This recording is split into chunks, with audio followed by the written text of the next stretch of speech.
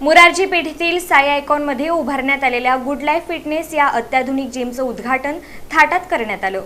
मुरारजी पेठेतील साई आयकॉनमध्ये उभारण्यात आलेल्या good life fitness या अत्याधुनिक जिमचं उद्घाटन गुरुवारी 18 जून रोजी आमदार देवेंद्र कोठे, महापौर विनायक कोंड्याल आणि राष्ट्रवादी काँग्रेस शरदचंद्र पवार पक्षाचे शहर अध्यक्ष महेश गादेकर यांच्या हस्ते करण्यात आलं।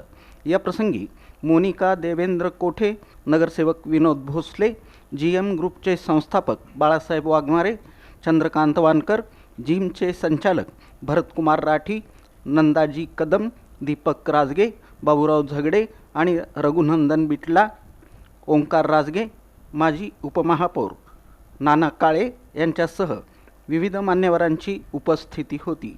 दरम्यान यावेळी आमदार देवेंद्र कोठे, महापौर विनायक कोंड्याल आणि महेश गादेकर यांचा दीपक राजगे यांनी सत्कार केला।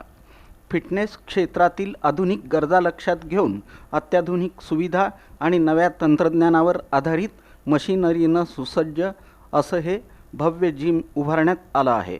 व्यायामप्रेमींना दर्जेदार सुविधा उपलब्ध करून देण्याच्या उद्देशानं या जिमची निर्मिती करण्यात आली असून इथं विविध फिटनेस उपक्रमांसाठी आवश्यक असलेली सर्व उपकरणे उपलब्ध करून देण्यात आली आहेत।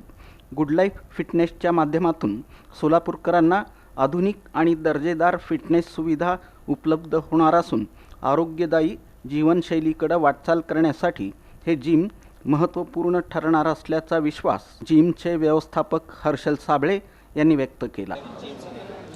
माझं नाव हर्षल साबळे आहे। मी गुड लाईफ फिटनेस जिमच्या या ब्रँचचा मॅनेजर आहे। तर बिटला सरांच्या प्रयत्नातून आज ही अत्याधुनिक जिम जी आहे ती सर्वांसाठी ओपन झालेली आहे। तर या जिमचं वैशिष्ट्य असं आहे की ही जिम जी आहे ते 10,000 स्क्वेअर फूटमध्ये पसरलेली आहे, जे की सोलापुरातच नाही तर मला वाटतं की सर्व महाराष्ट्रातली सगळ्यात मोठी जिम आहे। तर या जिममध्ये जे आहे ते अत्याधुनिक मशिनरीचा वापर केलेला आहे, जे ह्युमन ॲनाटॉमी आणि बायोमेकॅनिक्स याला अनुसरून जे आहे त्याची निर्मिती केलेली आहे, जेणेकरून इंजरी फ्री वर्कआउट जो आहे तो प्रत्येक कस्टमरला उपभोगता येईल।